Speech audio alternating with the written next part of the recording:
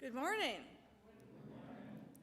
Welcome to the Unitarian Universalist Congregation of Salem.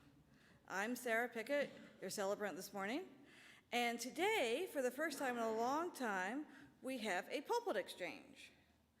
Reverend Rick is speaking up in Portland, and we have down here our own Reverend Craig Moro, who's driven down this morning. Welcome, Craig. Thank you. So that's great. This is also the second Sunday of Advent and the beginning of a season of believing. But what to believe, that is to be determined. So thank you for your presence here today, and welcome.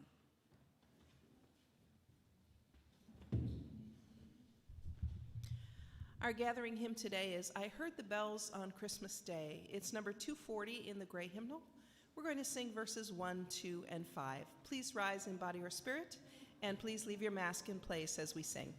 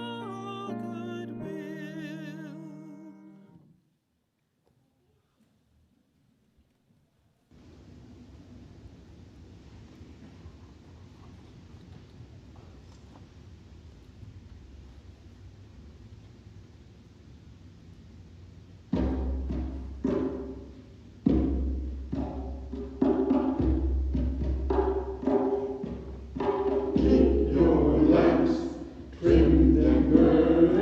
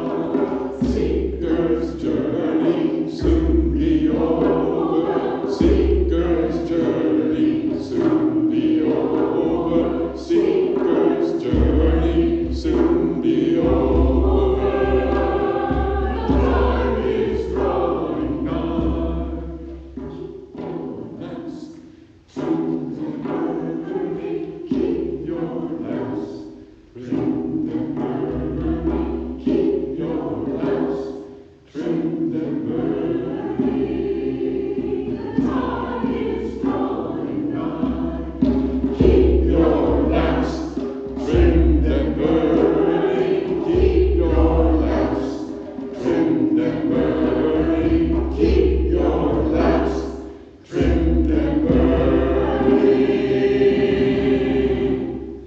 The time is drawing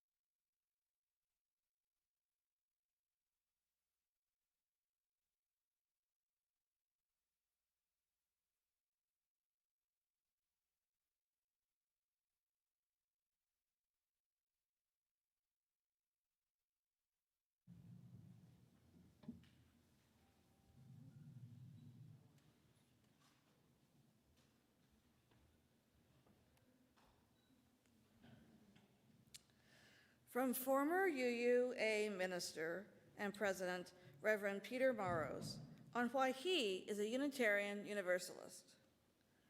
I am a UU because I am convinced I need other people who love what I love.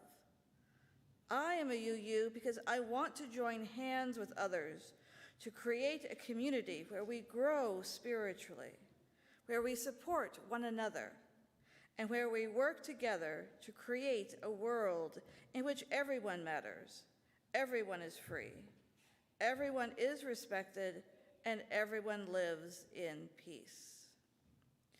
I am a UU because I have seen what love, understanding, and commitment can do. And finally, I am a UU because I am convinced that if we let the love in our hearts guide our ways, the possibilities before us are breathtaking.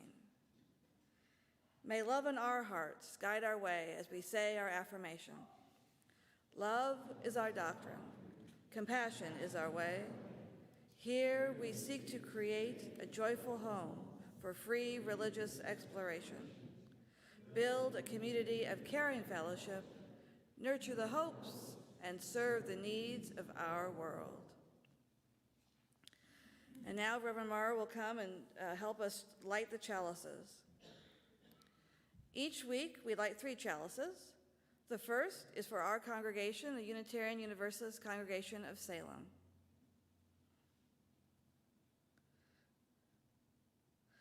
The second chalice we light for our Unitarian Partner Church in Šimenfalva, Transylvania, Romania. And let us take a moment and thank Reverend Shandor for his maintaining this partnership throughout the years and across the miles. Reverend Shandor is moving on full-time to writing his stories in his new home in another village. We thank him for the relationship with Šimenfalva and look forward to continuing the relationship with their new minister once that is established. And we light our third chalice for the children and youth in lifespan religious education and in the world at large. From UU Minister Reverend Michelle Buhait on what it means for her to be a Unitarian Universalist. Unitarian Universalism is a covenantal, not creedal faith. That means that although we may believe differently, we come together to search, grow, serve, and minister. Francis David said it best, "We need not think alike to love alike." Both Unitarianism and Universalism sprang from liberal Christianity. Unitarianism speaks to the nature of God as one, holy, transcendent, eminent, whole, mystery. Universalism speaks to the nature of our relationships with the divine, with ourselves, with each other, and with the planet which we call home.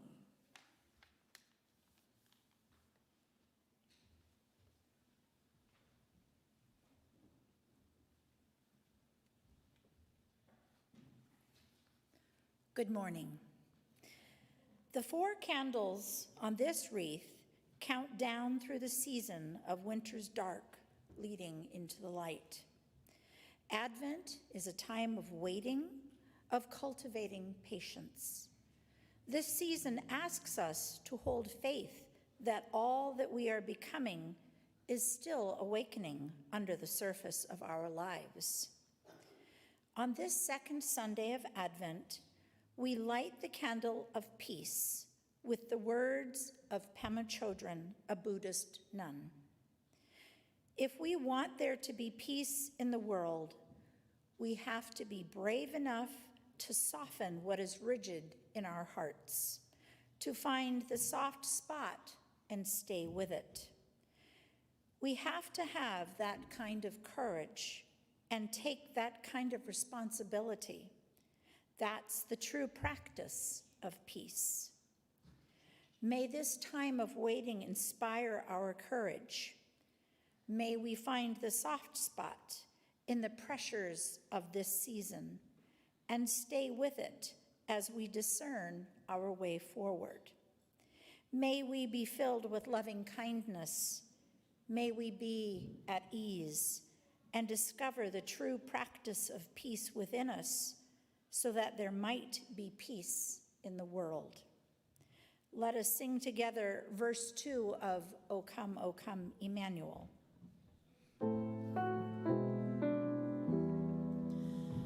Oh, come, your splendor very bright, as joy that never yields to might. Oh, come and turn all hearts to peace, that greed and war at last shall cease. Rejoice, rejoice, Emmanuel shall come within as truth to dwell. Please join me in singing The Flame into Life.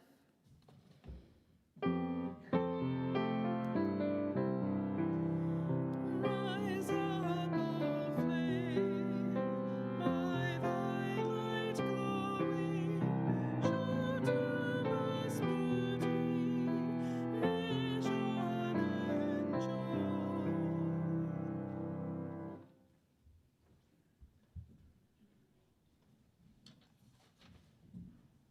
Okay, can everybody young and young at heart please join me up here? Have a seat. Good morning. Okay, have a seat. All right. Good morning. Okay, today we are talking about our beliefs. And when I say beliefs, I mean our values. And this is a very important piece of art that Reverend Rick pointed out to me. It stands in the RE end of the building. And I'm just going to read it to you because he pointed it out that it was all of the important things to us. Okay? It says, we believe that each and every person is important. We believe that all people should be treated fairly and kindly. We believe that we should accept one another and keep on learning together. We believe that each person must be free to search for what is true and right in life. We believe that all persons should have a vote about the things that concern them. We believe in working for a peaceful, fair, and free world. We believe in caring for our planet Earth, the home we share with all living things. Okay. If everybody in the center can join together for the love arch.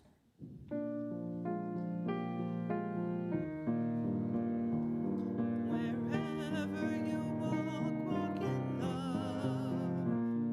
Wherever you walk, walk in peace.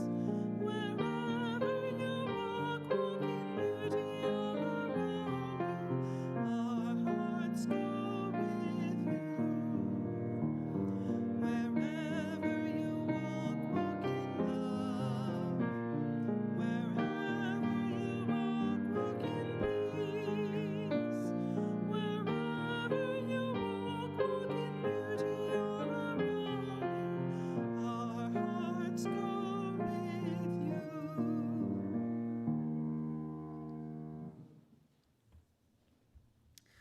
For the ritual of compassion and gratitude today, I would like to read to you a passage from one of UU Reverend David O. Rankin's sermons found in his book, So Great a Cloud of Witnesses.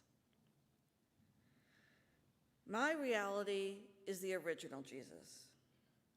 In the swiftness of his decision, in the finality of his resolution, in the challenging and stinging hyperbole which he tried to arouse the indolent, the dull, and the conventional. I see a person sure of himself, sure of his universe, sure of his God. In my weakness, I need that example. My reality is the original command. Be defined, do something utterly real and radically true. No play acting, mumbling by rote, posturing by precept. Commit yourself. Get the once and for all quality in your heart and will. To the utmost be true. In my weakness, I need that advice. My reality is the original gospel. The will of God is hunger and thirst and food and drink. The love of the perfect through pain and darkness and joy and light. The supremacy of the soul above churches that will cast me out. The leaving of nothing that is good to insignificance. The watchful eye for human suffering and the courageous voice against the strong. In my weakness, I need that faith. Such a faith commands and owns me.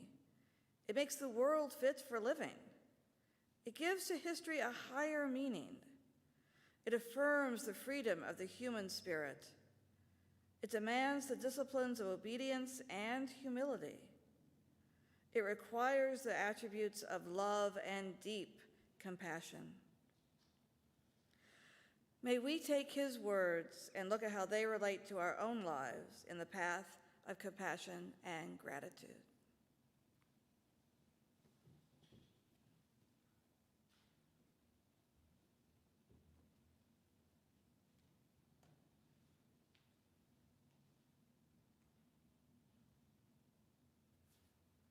Good morning. It's wonderful to see you all here today. I'm Lorna Youngs, and I'm with Lifelines Lay Ministry.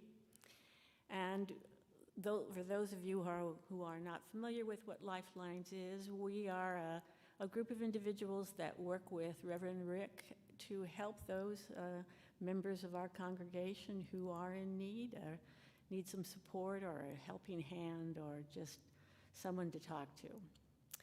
And you can reach us by emailing lifelineslayministry@uusalem.org, or you can call the office and they'll forward your request via email to us, and then someone from our group will get back with you. Today, we do not have any joys or sorrows that have been put into the computer, but we do have one joy that was written into the book this morning, and it comes from the Family Promise team. We want to thank all the volunteers who signed up to cook and deliver meals. We greatly appreciate you. So if you would like to leave a joy or sorrow, you can do so on our webpage. Just hit the button that sends you right directly to the Joys and Sorrows page. You can read what joys and sorrows have been written, and you can also write whatever you would like to write. Also, we are still using the old-fashioned manual approach for those who aren't using computers, and so we'll always have the book in the lobby before the service for you to write down your joy or sorrow. Thank you very much. Our pastoral hymn today is Meditation on Breathing. It's number 1009 in the teal hymnal. We're going to sing it twice through. You may remain seated, but please leave your mask in place as we sing.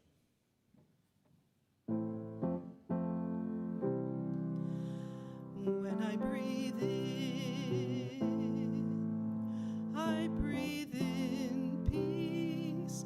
When I breathe out, I'll breathe out love. When I breathe in, I'll breathe in peace. When I breathe out, I'll breathe out love.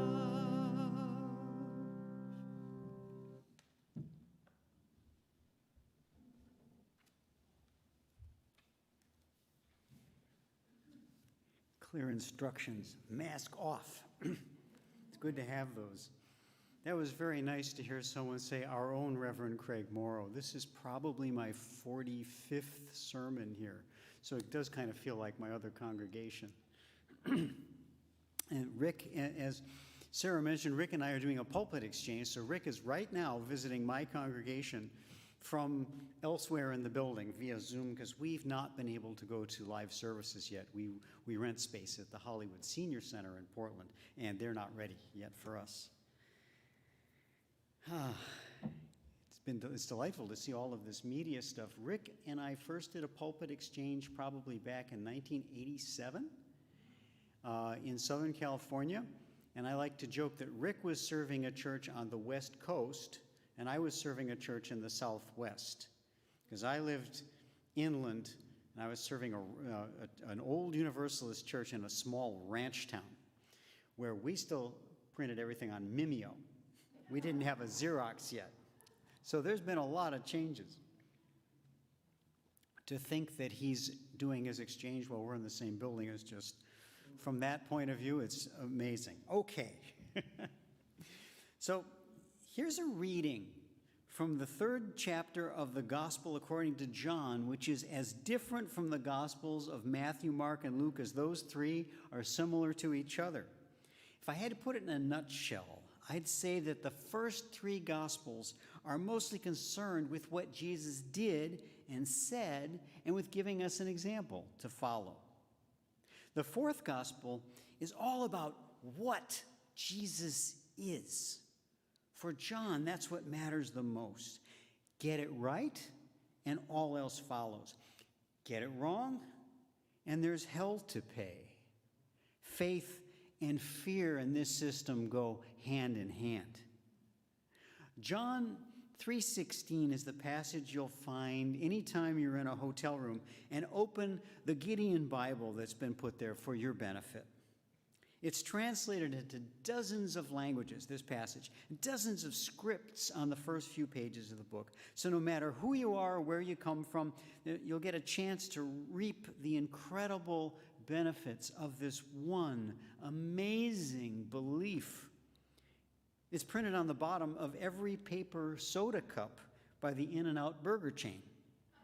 You see it on highway signs. One football player recently sported it written in his eye black during a championship game. John 3:16, for all the world to see. And it says, "For God so loved the world that he gave his only Son, that whoever believes in him should not perish, but have eternal life."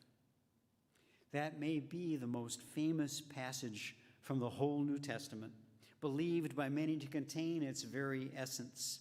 It starts out positive, with a message that could go on a Christmas card, but the next passage takes a very different direction. For God sent the Son into the world, not to condemn the world, but that the world might be saved through him. He who believes in him is not condemned. He who does not believe is condemned already, because he has not believed in the name of the only Son of God. Believe and you live forever, but if you don't believe, you're condemned already. Whatever your character, whatever your service, whatever service you may perform for others, whatever your efforts and struggles, if you don't believe in the what of Jesus' identity, the rest counts for zero. John's gospel is a prime example of the kind of religious teaching that accords to belief a unique and extraordinary power above and beyond any human action, thought, or feeling. What are we to make of this power? To whom does it belong, if it belongs to anyone? What do we really believe about the power of belief? Let's consider this for a moment after we experience the power of wordless musical sound.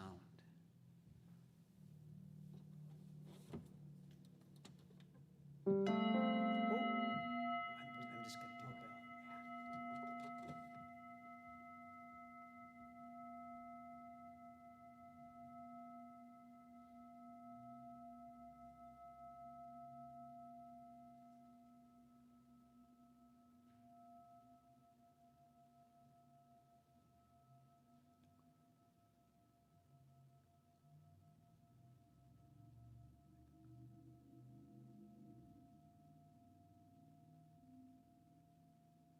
There it is, what it is, without a word.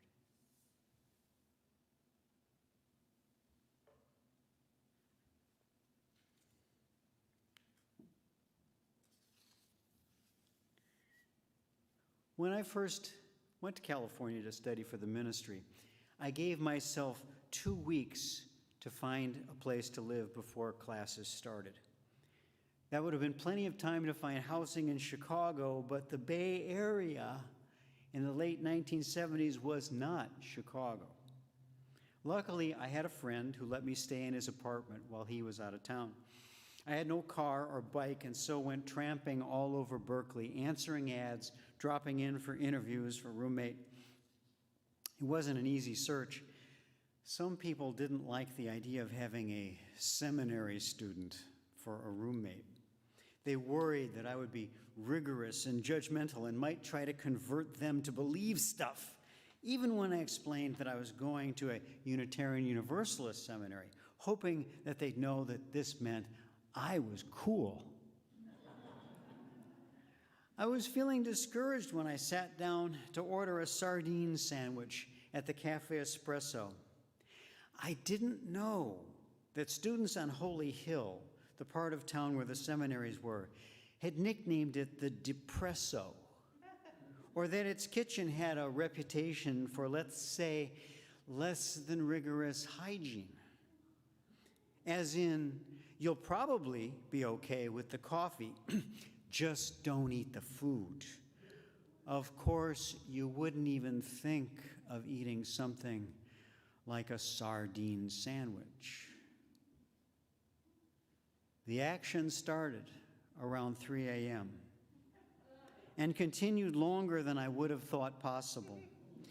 I don't want to go into too much detail. You've all seen The Exorcist, right? Let's just say that that night I saw shades of green that I'd never seen before, turning almost fluorescent by dawn. I was exhausted, dehydrated, frightened, and alone, a stranger in a strange town with no one to turn to. And then I remembered the sardines. Sardines come in tins, and what is it that sometimes grows in canned goods? Botulism! What if I had botulism? Isn't that fatal? Fluorescent green, what does that mean? I dragged myself across the apartment, found my friend's phone book, and then the number for the hospital. The switchboard connected me to a poison control hotline. I asked for the symptoms of botulism poisoning, and they seemed to match what I was experiencing. Facial weakness, trouble breathing, difficulty speaking, the green stuff. Canned food, they asked. Yes, that's one of the most common sources. You should come into the hospital. How was I going to get to the hospital? I could hardly move. Too scared and disoriented to call a cab, I left the apartment. As I made my way down the stairs to the entry door, I ran into a man who had come to service the fire extinguishers in the hallway.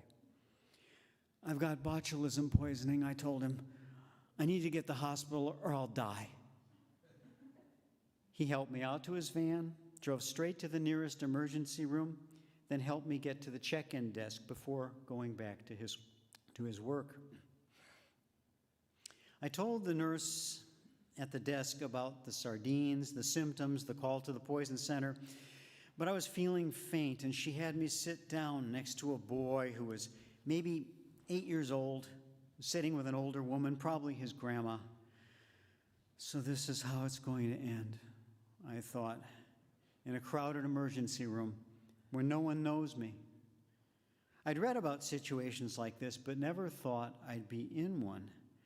The world was starting to slip away from me, so I turned to the boy next to me and said, "Listen, kid, 24 years old." And I was giving a "listen, kid" talk to this startled little fellow like some old warrior sharing his last words of wisdom with a young brave. "Listen, kid, don't waste your life." But just then, a nurse came over and handed me a paper bag. "You're hyperventilating," she said. "You need to breathe into this bag and get yourself calmed down. Just breathe in and out slowly." No, I thought, it's a death thing, not a breath thing. But I took the bag.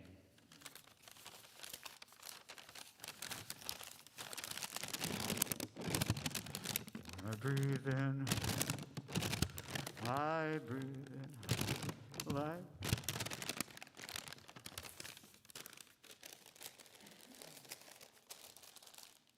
I'll need that later. Well, crunch by crunch, crinkle by crinkle, breath by breath, that the whole room could hear, yeah, I started to calm down. How do you think that works? I don't think that a plastic bag would work half as well. You'd start to think of suffocation with a plastic bag, or at least I would.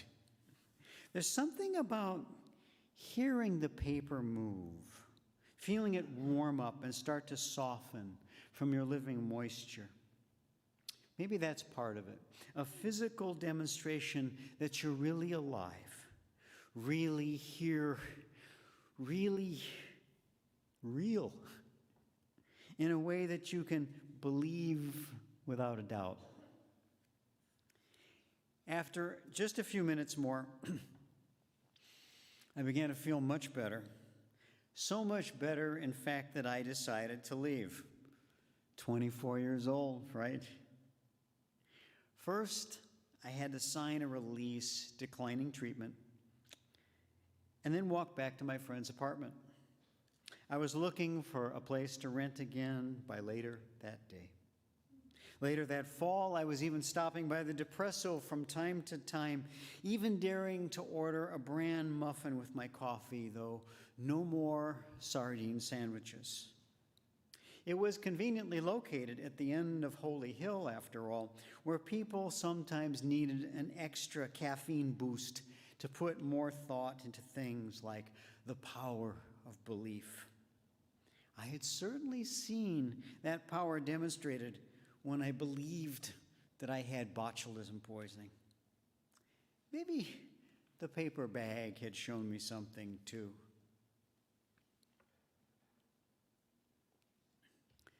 But now I had to wonder, how much power do we really want belief to have? As much as the Gospel of John says it does, leading to eternal joy or damnation? If belief can have such power over us, what does this power have to do with other people? Does it give us power over them? Do those who believe right have more power than those who believe wrong or who don't believe at all? How much power do we really want this interior condition or event, this thing that happens or holds in mind, heart, or soul? How much power do we think it should have over all of our lives? Our Universalist ancestors gave some serious thought to this in the 1853 edition of the Universalist Book of Reference. They included a long chapter of, quote, objections to the doctrine of endless misery, which deconstruct the common belief that those who fail to believe in the name of Jesus are thereby doomed to eternal punishment.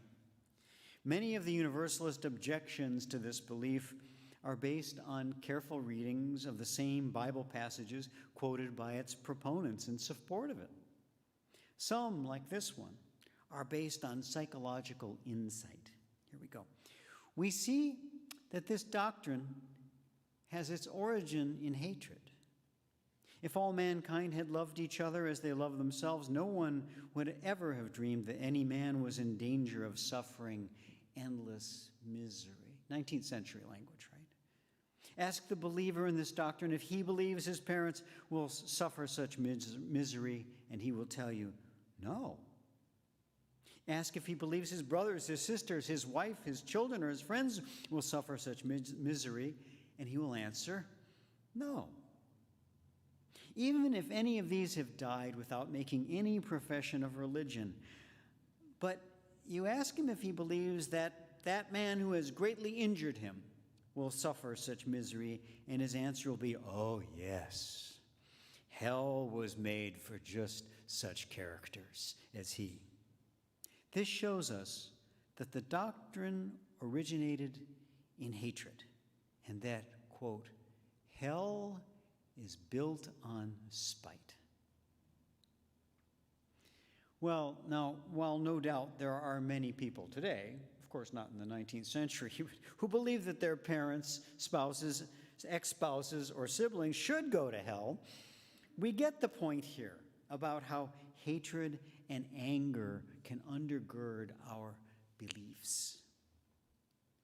Here's another objection, more philosophical than psychological this time, to such common beliefs about belief. This doctrine gives to man the tremendous power of fixing the destiny of his fellow man through the ceaseless ages of eternity. They're going to explain that now. What a chance for the exercise of malice and revenge. Let us suppose the case of an individual who is a worthy and respectable man. He has, however, made no profession of religion, nor experienced that miraculous change which is supposed to be necessary in order to entitle him to salvation. He's 40 years of age. If he lives to be 50, he will experience this change and be saved. Now, another individual of the very worst character hates this man and murders him. The murderer is arrested, tried, found guilty, and sentenced to be hung. While in prison awaiting execution, he's visited by the pious clergy.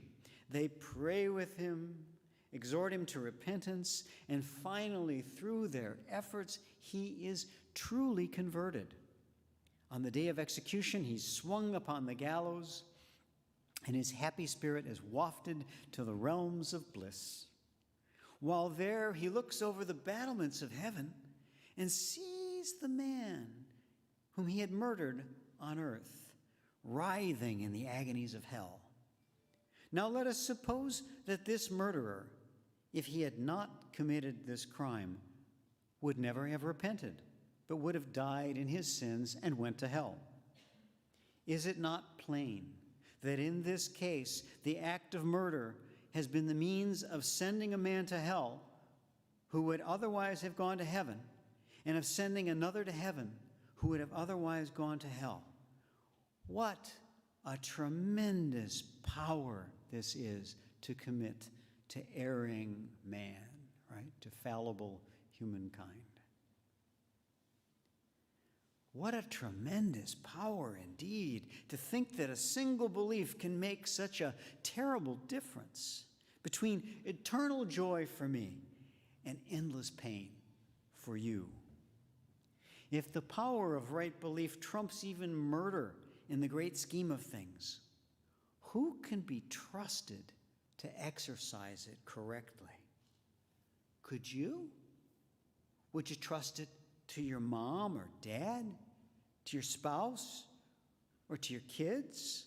If this is the power of belief, it may be too much for anyone to handle, even for a member of the pious clergy like me. The Gospel of John has Jesus say, "Do not labor for the food which perishes, but for the food which endures to eternal life, which the Son of Man will give to you. For on him has God the Father set his seal." Then they said to him, "What must we do to be doing the works of God?" Jesus answered them, "This is the work of God, that you believe in him whom he has sent."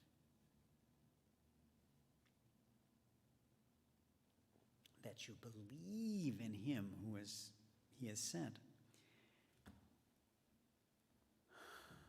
Tell me if I'm wrong, but when people say that they don't like religion, or that they don't follow one, or that they think spirituality is cool but religion sort of sucks, I think that they are referring to notions like this one, to beliefs about the power of belief itself. You must believe, believe, believe, or else. This fear-filled approach just doesn't work for them any more than it does for me. But when they go on to say that therefore religion has nothing at all to offer, I think it might be time to breathe into a paper bag.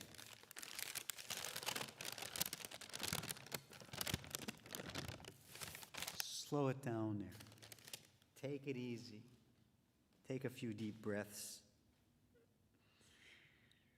I'm not sure if the man who dropped his work delivering fire extinguishers in order to take me to the hospital believed me when I said that I had botulism poisoning. I'm not sure he believed in doing good works, in service, or in being a good Samaritan, in showing kindness to strangers. Somewhere between my belief and his action, the right thing happened.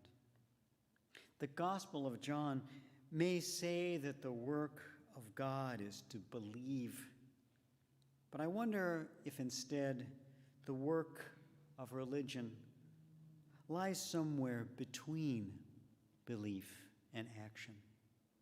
To say that you believe in love is not to waste your breath, but it's not the same as loving your actual neighbor right here, right now. To say that you believe in respect for the inherent worth and dignity of every person is not the same as enacting such respect, greeting by greeting, meeting by meeting, day by day after day. Limiting religion to belief is like trying to pack too many things into a small paper bag. It's going to tear before long, and something good might spill away.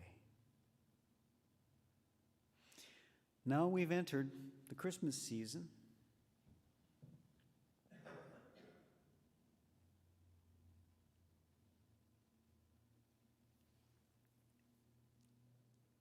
Many of us have also entered the holiday spirit, which is something more than the sum of colored lights, cold air, a break from school and work, the scent of evergreens brought rootless but alive into our living rooms. It's more than Santa Claus or even Jesus. Many of us were first taught to believe in both of those men who we imagine to have had beards, right? White for Santa, brown for Jesus. Taught to believe that they loved us and could bring us wonderful gifts, toys and socks from one, eternal life from the other. Eventually, we learned that the one with the white beard wasn't exactly real. I'm looking around to make sure the kids have really left. Okay. The one with the white beard wasn't exactly real. He and his kindly wife and their elves were representations of the love of our families and the joy that they took in us, little elf-like beings whose life redeems a world that can be very cold and sad. Even if they didn't actually live in a big snowy house at the very North Pole, they stood for something alive and very, very real. Learning the truth about Santa and hearing it acknowledged eventually comes as a relief. Remember that feeling? No longer believing in the way we'd first been taught didn't ruin anything if our parents explained it right. A relief from belief came along with a deepened recognition of what is true human love. It can be much the same when it comes to that other Christmas figure with a beard, Jesus. There may have been no star in the sky when he was born. His mother was probably not a virgin, as most of us understand that word, and his dad was most likely a carpenter. We will probably not go to heaven for believing a bunch of miraculous things about every circumstance of his life, and if we don't believe, we won't be sent to hell. But if we breathe into his story, our breath comes back renewed, without the hatred or anger that make hell seem so necessary to balance a world of wrongs. It's a story that in most of its chapters is not so much about the power of belief as the power of love, a love that renews, redeems, and yes, might even help to save our human family from itself. Like Santa, Jesus is a representation for that love and its power. But where is it located, really? Where can it be found? At the North Pole? In a manger? On a cross? Or up in heaven? Or could it be right here, right now? So may it be, and may we all have a joyful holiday season.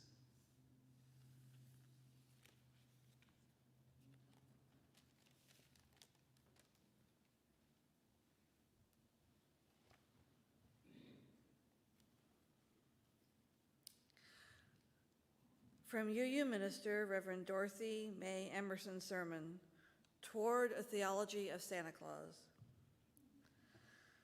As we celebrate this joyous season, let us open our hearts and our lives to the joy of giving. We can take on the image of Santa Claus for ourselves. Each of us can become the spirit of love. In so doing, we make the real the divine within. As Carter Haywood put it, God is nothing other than the eternally creative source of our relational power, our common strength, a God whose movement it is to empower, bringing us into our own together, a God whose name in history is love. The holidays give us a chance to practice being who we could be for the rest of our lives.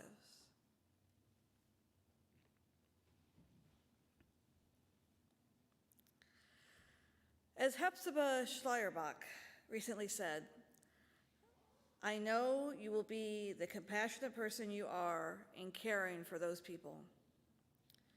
The folks that work at the Interfaith Movement for Immigrant Justice embody compassion for all people, especially those who have come to this country to provide needed work yet are not citizens. They are the Share the Plate recipient for the month of December. Please support them in addition to our regular support of the Marion Polk Food Share. You may do so by going online and donating via our website, or as you leave the sanctuary, there are 2 baskets where you can leave your donations. Thank you for maintaining UUCS and for the wider community of Salem.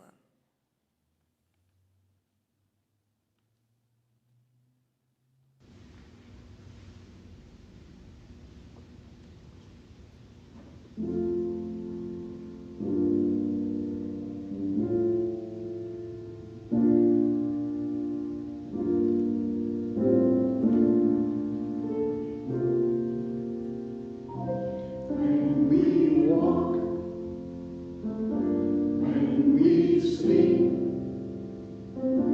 when we rise, we are one. When we laugh, when we sing, when we cry, when we run, we are one, and we shall love one another with all our hearts, and we shall care for each other with all our soul, and our might.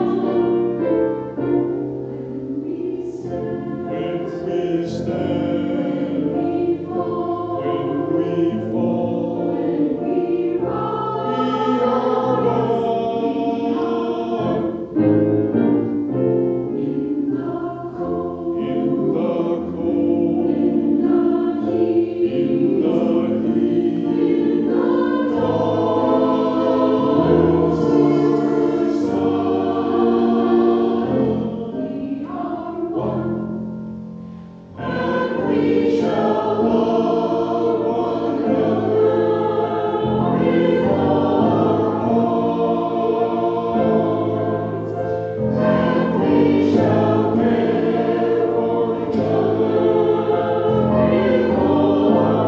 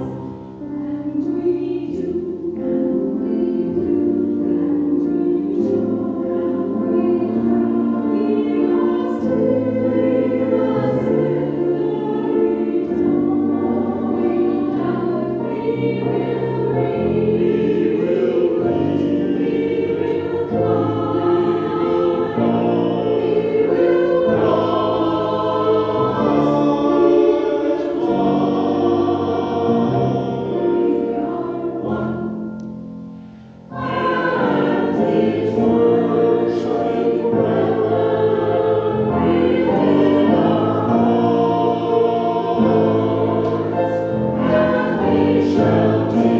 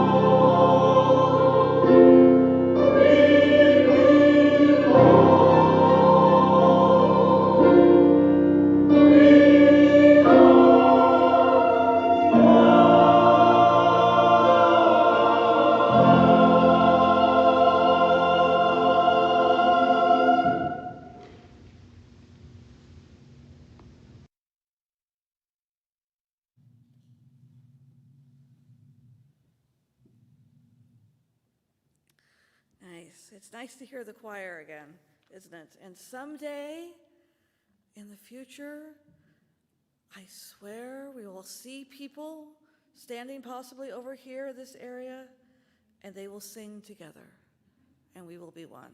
It is coming. Believe, believe. Now, Reverend Moro, if you will come and bring the social justice candle.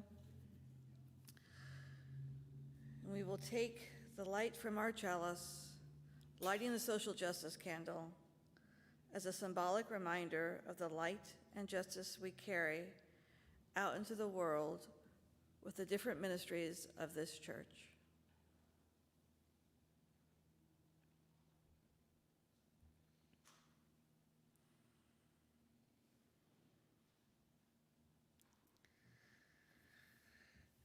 And as we extinguish the other chalices, these words from UU minister Reverend Eric Riesling. Unitarian Universalists have different religious beliefs, but share a common faith. We know that life is holy and that each person is worthy, and that when we join together to plant the seeds of love, the world blossoms.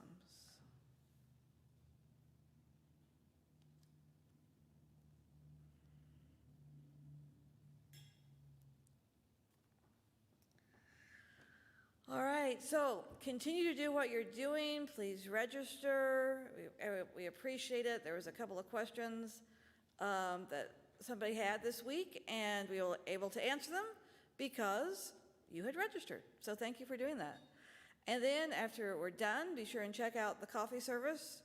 Joel Woodman has been busy in the kitchen preparing coffee and treats. He's ready to go, so that's great. Christmas Eve is apparently coming in a few days, and if you would like, please send your prayers for Christmas to the world to Sarah at uusalem.org by December 22nd.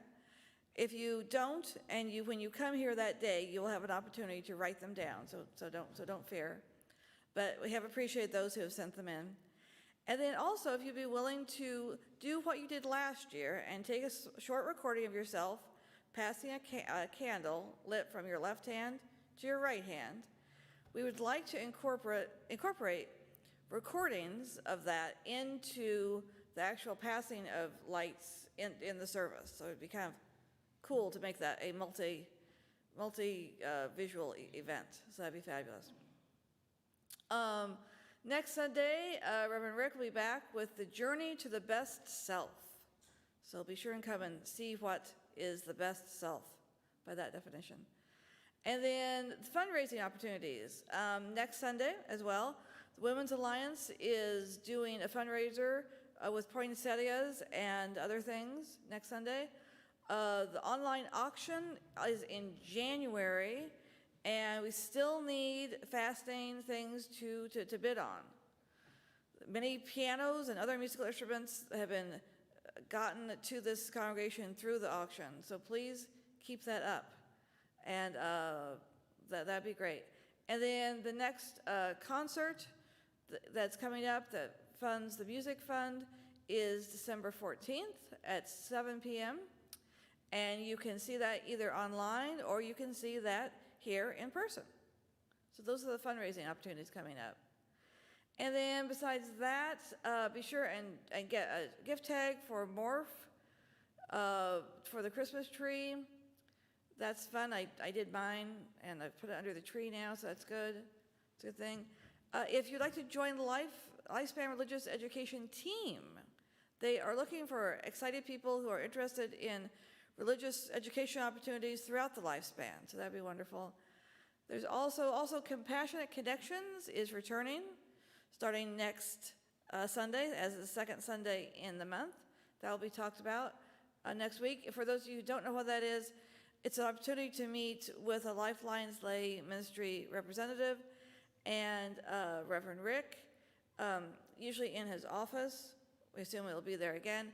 And it's just a chance to have a little bit of a quiet time and talk about briefly any issues that are going on in your life. And then the men's group is meeting every 2 weeks on Sundays. alternating between Zoom and breakfast. So I would assume that breakfast here should be coming up fairly soon. And that's the news. Thank you.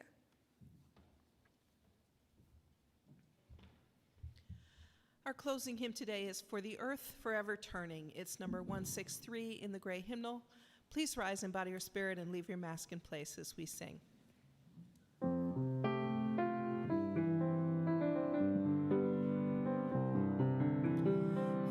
the earth forever turning, for the skies for every sea, for our lives, for all we cherish, sing we our joyful song of peace.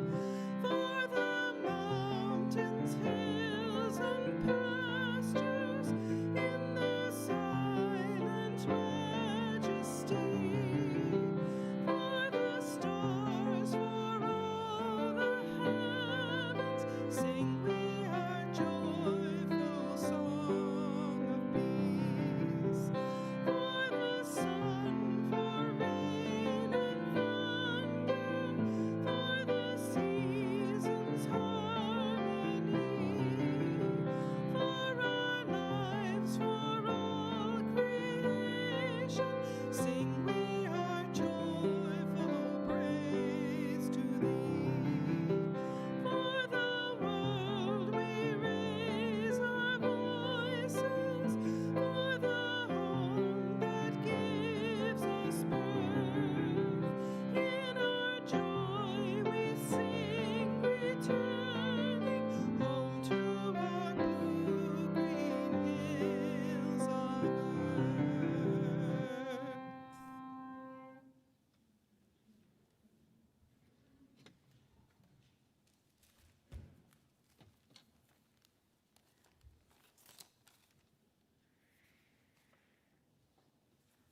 Take this off. Okay. It's natural for us to wish other people would believe as we do, and to feel cross with them when they don't. But before you think about nailing them to a cross or building a hell where you can send them, please try this first. Get yourself a paper bag and breathe, and breathe, and breathe. It's going to be okay. You don't need to think alike to love alike. You really don't. Blessed be.